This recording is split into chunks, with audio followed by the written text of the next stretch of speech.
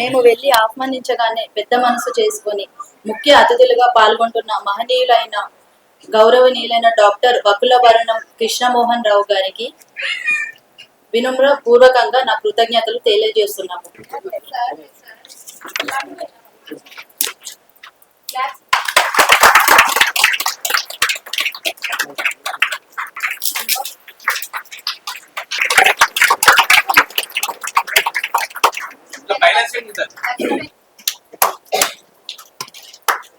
చాలా సంతోషంగా ఉన్నది. ఈరోజు ఒక సామాన్య మధ్యతరగతి కుటుంబంలో జన్మించినటువంటి ఉమా కార్తిక్ తన కుటుంబంలో అనేక సమస్యలు పడుతూనే ఆర్థికంగా పెద్దగా స్థితిమంతురాలు కాదు, జీవితంలో ఎంతో ఎదగాలన్న సంకల్పం ఉన్నప్పటికీ అనేక సమస్యలు పట్టి పీడిస్తున్న ఈ సమాజానికి నేను ఏదో చేయాలనేటువంటి ఒక తపన.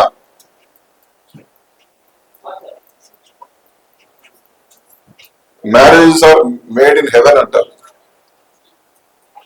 ఈమె తెలుగు అమ్మాయి, కార్తీక్ తమిళ అబ్బాయి. ఒక తమిళ అమ్మాయి, తెలుగు అమ్మాయి, తమిళ అబ్బాయి. ఈమె పక్కా తెలంగాణ, ఆయన పక్కా తమిళం. ఈమె భాష ఆయనకు అర్థం కాదు, ఆమె భాష ఈయనకు అర్థం కాదు. పాపం గోపి గారు పెద్ద హృదయంతో వారిద్దరిని కూడా దీవించి వివాహం చేశారు. సంసారం సాఫీగా కొనసాగుతున్నది. ఒక బాబు, ఒక అమ్మాయి. కార్తీక్ ఏదో ఎంబీఏ చేసుకొని ఆయన ఉద్యోగం చేసుకుంటున్నాడు. కొంతకాలం చేస్తున్నాడు, కొంతకాలం ఉద్యోగం పోతుంది, మళ్ళీ ఉద్యోగం కోసం వెతుకుతున్నాడు. ఏ మధ్యతరగతి కుటుంబంలోనైనా పిల్లలను చక్కగా చదివించుకోవాలి, చక్కగా ఇల్లు నిర్మించుకోవాలి, ఏ కష్టం లేకుండా ఉండాలి, మాకు మేము బ్రతికితే చాలు అనుకుంటారు. మధ్యతరగతి కుటుంబాలు అంతకన్నా ఏముంటాయి? దిగువ మధ్యతరగతి, మధ్యతరగతి కుటుంబాలు. అయితే ఉమా కార్తిక్ మేం బతకడమే కాదు, మేం బతుకుతూ సమాజంలో ఏదైనా సహాయం చేస్తే బాగుంటుంది ఎదురు చూసేటటువంటి వాళ్ళకు కూడా చేయూతను అందించాలని చెప్పి ఆలోచన చేసింది. ఇది చాలా గొప్ప విషయం. బాగా డబ్బులున్న వాళ్ళు ఇన్కమ్ ట్యాక్స్ తప్పించుకోవడానికి సామాజిక సేవా రంగం పేరిట ఆ కార్పొరేట్ సోషల్ రెస్పాన్సిబిలిటీ నిధులను ఇలాంటి సంస్థలు, కొన్ని సంస్థలకు డబ్బులు ఇచ్చేసి మేము ధార్మిక కార్యక్రమాలు చేస్తున్నాం, మేము సంఘ సేవా కార్యక్రమాలు చేస్తున్నాం అని చెప్పి ఆదాయ పన్ను మినహాయింపు పొందుతారు.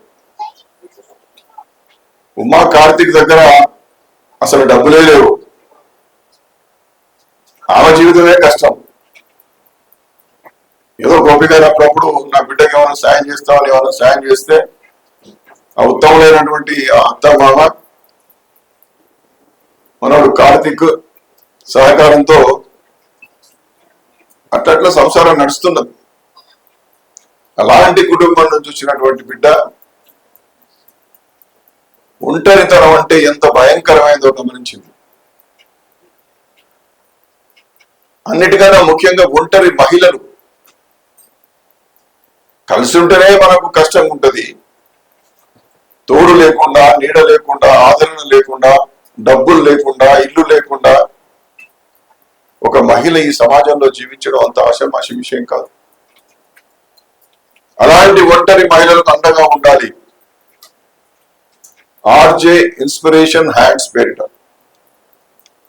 ఒక స్ఫూర్తివంతమైనటువంటి ఆలోచనతో, ఇన్స్పిరేషన్ అంటే స్ఫూర్తివంతం, ఒక స్ఫూర్తివంతమైనటువంటి ఆలోచనతో భర్తతోని గొడవపడ్డది కార్తిక్ తో, నేనేమన్నా చేస్తానో నాకు సహకరించాలి,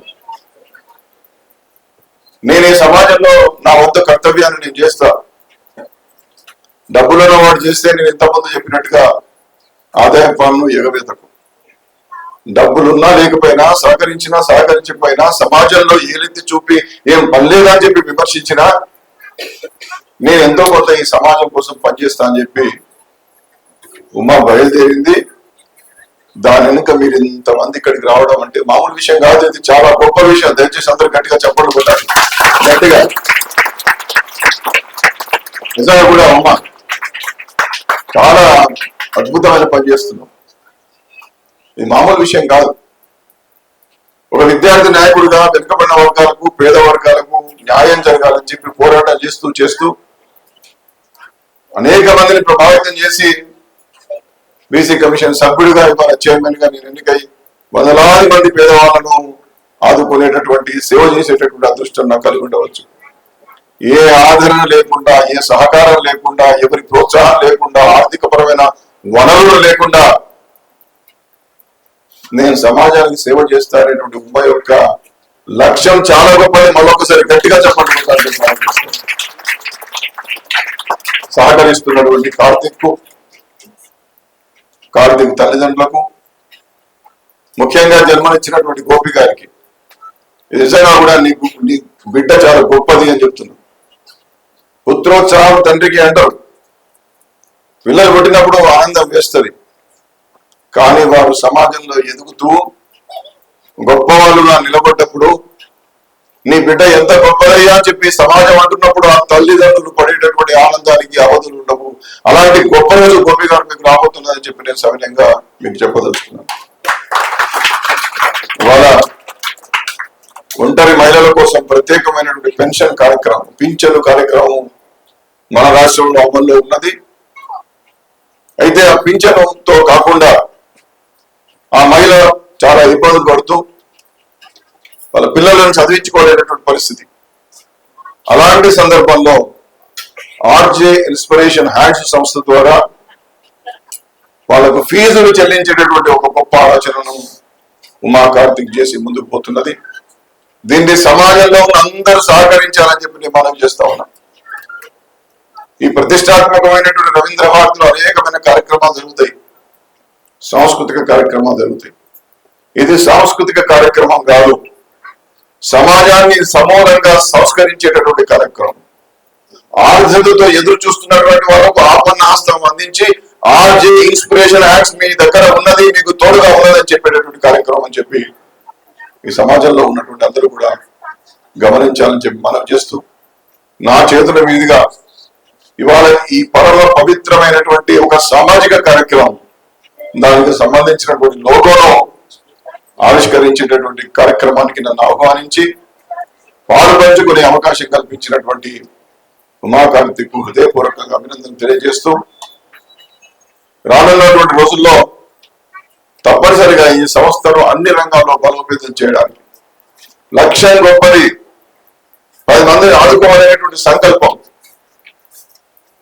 ఇవాళ కొత్త కాన్సెప్ట్ ఇది. సమాజంలో ఏ ఆదరణ లేకుండా ఇబ్బంది పడుతున్నటువంటి ఒంటరి మహిళలను ఆదరించి, ఆదుకొని, ప్రోత్సహించి ధైర్యాన్నిచ్చేటటువంటి సంస్థ ఇది. ఇలాంటి సంస్థలు తప్పనిసరిగా బలవంతంగా కావాలి, బలోపేతం కావాలి. ఇలాంటి సంస్థలను మనం కాపాడుకోవాలి అని చెప్పి మనవి చేస్తూ, నా సహకారం ఎప్పటికీ ఉంటుందని చెప్పి మేము మరొకసారి మనవి చేస్తూ, మేము ఒంటరి మహిళలము, మేము ఒంటరిగా జీవిస్తున్నాం, ఈ సమాజం మమ్మల్ని ఆదరిస్తలేదు, ఈ సమాజంలో కొన్ని శక్తులు మమ్మల్ని ఇబ్బంది పెడుతున్నాయని చెప్పి నిరాశామయంగా బ్రతకాల్సిన అవసరం లేదు. ఏదైనా సాధించాలనేటువంటి సంకల్పం అందరిలో ఉండాలి. సహకారం వచ్చినప్పుడు మనం తీసుకోవాలి. మనం కొంత అభివృద్ధిలోకి వచ్చిన తర్వాత ఇంకా సహకారం కోసం ఎదురు చూస్తున్నటువంటి వాళ్ళని ఆదుకునేటటువంటి విధంగా ఈ సమాజంలో ఎవరైనా బలంగా ఉంటే ఆర్జే ఇన్స్పిరేషన్ హ్యాండ్స్ లాంటి సంస్థలను ఆర్థికంగా బలోపేతం చేయాలి. అది ఏదైనా కావచ్చు. ఇవాళ ఒంటరి మహిళలను ఆదుకునేటటువంటి కార్యక్రమంతో మొదలైంది. వాళ్లకు పిల్లలకు ఫీజులు ఇచ్చేటటువంటి కార్యక్రమం కావచ్చు. ఏదైనా విపత్తులు ఎదురైనప్పుడు ఇంకా ఏదైనా సహకారం చేసేటటువంటి విధంగా, వైద్యపరంగా ఇబ్బందులు ఎదురవుతున్నప్పుడు వైద్య ఖర్చులు పెట్టేటటువంటి విధంగా, ఆ ఒంటరి మహిళల కుటుంబాల్లో ఎవరైనా ఆర్థిక పరంగా ఇబ్బందులు అవుతూ వివాహాలకు ఇబ్బంది పడుతున్నప్పుడు ఆ సహకారం చేసుకునేటువంటి విధంగా ఆర్జే ఇన్స్పిరేషన్ హ్యాండ్స్ కి మన హ్యాండ్స్ కూడా తోడు కావాలి, మన చేతులు తోడు కావాలి. చెయ్యి కలిస్తేనే ఏదైనా తప్పనిసరిగా ముందుకు పోతుంది అనేటువంటి విషయాన్ని మనవి చేస్తూ ఈ మంచి కార్యక్రమానికి నన్ను ఆహ్వానించినందుకు మీ అందరూ కూడా మరొక మారు అభినందన తెలియజేస్తూ, వేదిక మీద చాలా మంది పెద్దలు కూడా ఉన్నారు. ఎంతో మంచి ఉద్దేశం ఉంటేనే ఈ కార్యక్రమానికి వస్తారు. ఇది వ్యాపార కోణం కాదు, దీని ద్వారా లబ్ధి పొందేది లేదు, లేదా సమాజంలో గుర్తింపు వచ్చేది లేదు. ఒక సమాజ కళ్యాణం కోసం పనిచేసేటటువంటి వారికి మొదట నిరాశనే ఉంటది, వారికి ప్రోత్సాహం ఉండదు. ఆ ప్రోత్సాహం ఉండకపోయినా, నిరుత్సాహపరిచినా, ఇబ్బందికరమైన కార్యక్రమాలు ఏర్పడ్డా నేనేదో చేస్తాననేటువంటి సంకల్పంతో వచ్చినటువంటి ఉమా కార్తీక్ హృదయపూర్వకంగా పెద్దవాడిని కాబట్టి ఆశీర్వదిస్తూ, దినదిన ప్రవర్తమానంగా నువ్వు చాలా గొప్పగా ఎదుగుతావు, నీ వెన్నంటి మేము ఉంటాం, ఎప్పుడు అవసరమైనా మా దగ్గర రావాలి, మా సహకారం తీసుకోవాలి, మనం కలిసి మెలిసి ఈ సంస్థను బలోపేతం చేస్తూ ఒక ఆదర్శవంతమైనటువంటి కాస్తో ముందుకు పోతున్నాం. కాబట్టి ఖచ్చితంగా ఆదర్శవంతమైన సంస్థగా మరింత గొప్పగా తీర్చిదిద్దేటటువంటి కార్యక్రమంలో నా వంతు సహకారం ఎప్పుడు కూడా ఉంటుందనేటువంటి విషయాన్ని మనం చేస్తూ మరొక వారందరికీ శుభాకాంక్షలు, ధన్యవాదాలు తెలియజేస్తారు. చాలా పెద్ద సంకల్పం, వాళ్ళు ఎంతో ఉన్నత.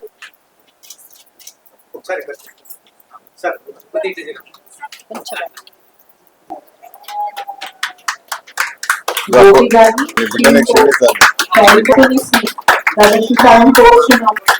ఆయన సపోర్ట్ లేని ఈవెంట్ మీ ముందుకు కొనసాగిస్తున్నారు. చాలా ఉందని చెప్పాలి. అందరూ మరొకసారి సపోర్ట్తో జాన్ గారికి అభినందించాలని కోరుచున్నాము. సాంస్కృతిక కార్యక్రమాలను, కళా ప్రదర్శనలు, కళాకారులను గౌరవనీయులు ఈనాటి ముఖ్య అతిథి మాన్యులు బకుళావరణం గారు ఒంటరి మహిళలకు చేసేటువంటి ఉపకారాన్ని, సమాజ ధర్మాన్ని బాగా ఆవిష్కరించారు. గొప్ప వక్తగా చాలా అద్భుతమైన మాటలు. నేను కూడా మీతో ఉమా కార్తీక్ గారు చేసేటువంటి యజ్ఞతుల్య కార్యక్రమంలో నా చేయుత సహకారం అందిస్తున్న మాటతో చాలా సంతోషంగా ఉంది. భగవంతుడు జన్మించటము, జీవించటము, మరణించడం ప్రక్రియ. ఆ ప్రక్రియ జీవించేటి ఈ ప్రక్రియలో సంధి కాలంలో 10 మందికి ఉపకారం చేసి అర్థవంతమైన జీవితాన్ని జీవించాలి. అభాగ్యులకు, ఆశ్రయం లేని వాళ్లకు, అనాథలకు, గర్భిణీ స్త్రీలకు, పేదవాళ్లకు, అమాయకులకు సహాయం చేసేటప్పుడే మన జీవితం సార్థకమయ్యే అవకాశం ఉంది. ఒక అమాయకుడి ఆస్తిని కాజేస్తే 10 తరాలు ఆ శాపం మనం ఉంటాడుతుంది. ఒక ఆడపిల్ల ద్రవ్యాన్ని కనుక అపహరిస్తే 10 తరాలు శాపాన్ని ఆ వంశం అనుభవించే అవకాశం ఉంది.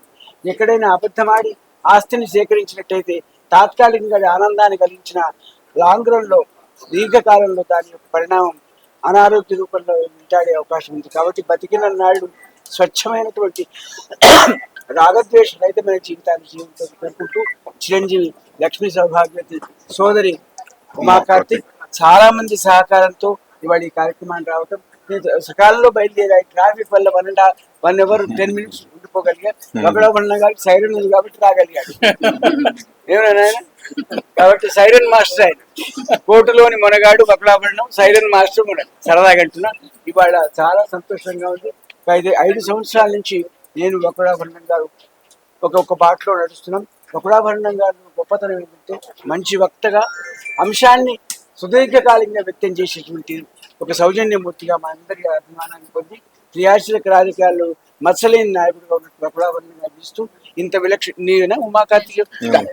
చిరంజీవి ఉమా కార్తీక్ చాలా చాలా సంతోషం. పేట చాలా చిన్న అమ్మాయి, ఒక బరువైనటువంటి చిన్న అమ్మాయి పెద్ద పెద్ద పెద్ద భారాన్ని వెతుకుంది. కొట్టాలి సపోర్ట్ మీరు, ఎందుకంటే అందరూ ఈ కాన్సెప్టే గొప్పది. బకుళావరణానికి మంచి మాట, ఈ కాన్సెప్టే గొప్పది.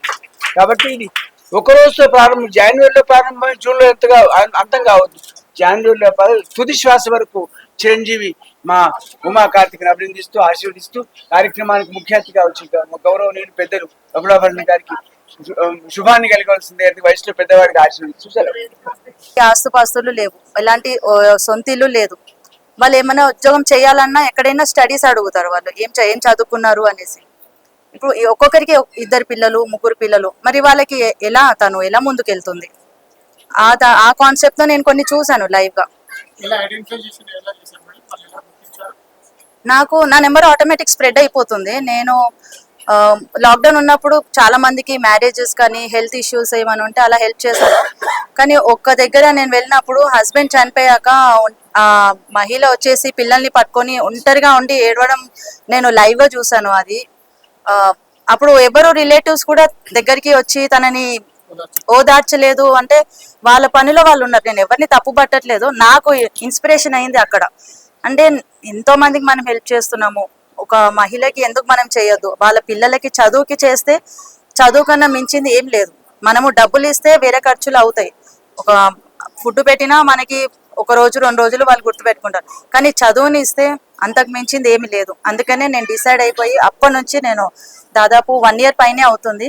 ఇప్పటివరకు ఒక 20 స్టూడెంట్స్ కి నేను హెల్ప్ చేశాను. సో ఇప్పుడు నేను ఆన్లైన్ ఇలా మీడియా ముందు రావడం కారణం ఏంటంటే నా వెనుక ఉన్న టీం అంతా కూడా నన్ను సహకరించి ఇది ఇంకా ఎంతో మందికి కూడా మనం సహాయం చేయొచ్చు, ఎందుకు నువ్వు లోపల ఎందుకు స్కూల్, నేను యాక్చువల్లీ డైరెక్ట్ స్కూల్కి వెళ్ళి పే చేస్తుండే. ఇలా ఎప్పుడు నేను మీడియా ముందు ఇవ్వలేదు చెక్స్. సో డైరెక్ట్ స్కూల్కి వెళ్ళి పలానా స్టూడెంట్ గురించి డీటెయిల్స్ అడిగి ఇయర్లీ ఫీజు నేను క్లియర్ చేసేస్తుండే చెక్ రూపంలో. తర్వాత అనిపించింది నేను ఈవెన్ నేను కూడా మా పాపని తీసుకొని వెళ్తాను. అంటే ఆ స్టూడెంట్ జెన్యూనా కాదని ఫస్ట్ వెరిఫికేషన్ చేస్తాను. సో నాతో పాటు నా పాప కూడా వస్తుంది, నర్సరీ చదువుతుంది. సో నేను ఇంటికి వెళ్ళి వెరిఫై చేయాలి, మళ్ళీ స్కూల్కి వెళ్ళి చెక్ ఇవ్వాలి అంటే నాకు చాలా ఇబ్బంది అవుతుంది. అందుకని అందరినీ ఒకే దగ్గర పిలిచి మనము చెక్ ఇద్దామని డిసైడ్ అయ్యాం. అప్పుడు మా టీం వాళ్ళు ఏంటంటే ఇలా ఇది ఒక 4గురికి తెలుస్తుంది. ఇప్పుడు ఐడెంటిఫై చేయలేకపోతున్నాం సింగిల్ మదర్ అన్నది.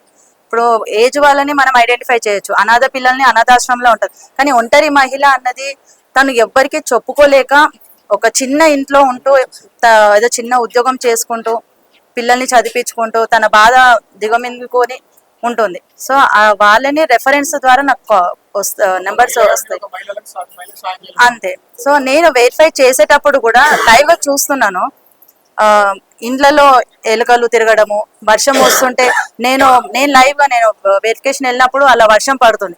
పిల్లలు ఎలా పడుకుంటారు అని అడిగితే కూర్చొనే పడుకుంటారు మేడం, నా ఒడిలో పడుకుంటారు, ఇంకా మేము ఏం చెప్పలే, ఎవరికి చెప్తే ఎవరు ఎంత సాయం చేస్తారు, 1 రోజు 2 రోజులు చేస్తారు, కానీ జీవితాంతం ఎవరు చేస్తారు? చుట్టాలు కూడా ఎవరైనా వస్తారు వెళ్తారు, మామూలుగా పిల్లలకి ఏమైనా బర్త్డే వస్తే ఏమైనా బుక్కులు అవి ఇస్తారు. కానీ ఇలా పర్మనెంట్ గా ఎవరు మాకు హెల్ప్ చేయడం లేదు. మీరు దయచేసి మాకు హెల్ప్ చేస్తే చాలా బాగుంటుందని నా కాలు పట్టుకొని ఏడుస్తుంటారు. సో నేను ఇంత పెద్ద ఆర్గనైజేషన్ నేను పెడతాను అనుకోలేదు, కానీ వాళ్ళని చూసి నేను వెనకడుగు వేయలేను. అది సో ఇంకా నేను ఇప్పుడు ఎలా వెనక నాకు ఒక్కొక్కసారి అనిపిస్తుంది, నాకు ధైర్యం రాదు అసలు. ఇంతమంది స్టూడెంట్స్ నేను చదివించగలుగుతానా లేదా, నేను వద్దు మనకు కూడా పిల్లలు ఉన్నారు, మంచి చేయాలన్నా ఒక్కొక్కసారి చెడు జరుగుతుంది. సరే అని ఎన్నోసార్లు నేను వెనకడుగు వేద్దాం అనుకున్నా, కానీ ఆ పిల్లల్ని చూస్తుంటే నేను వెనకడుగు వేయలేకపోతున్నాను. ఎందుకంటే నాకు 2 పిల్లలు ఉన్నారు. ఇప్పుడు నా పిల్లలు ఏదైనా చిన్న వస్తువు ఇవ్వకపోయినా అడ్జస్ట్ అవ్వరు. అలాంటిది వాళ్ళు చిన్న చిన్న వస్తువులు చాలా కోల్పోతున్నారు పిల్లలు. అట్లీస్ట్ వాళ్ళకి చదువు ఇస్తే రేపటి నాడు వాళ్ళు మన పేరు గుర్తించుకొని మన పిల్లలకి బ్లెస్సింగ్స్ వస్తే నాకు అంతే చాలు.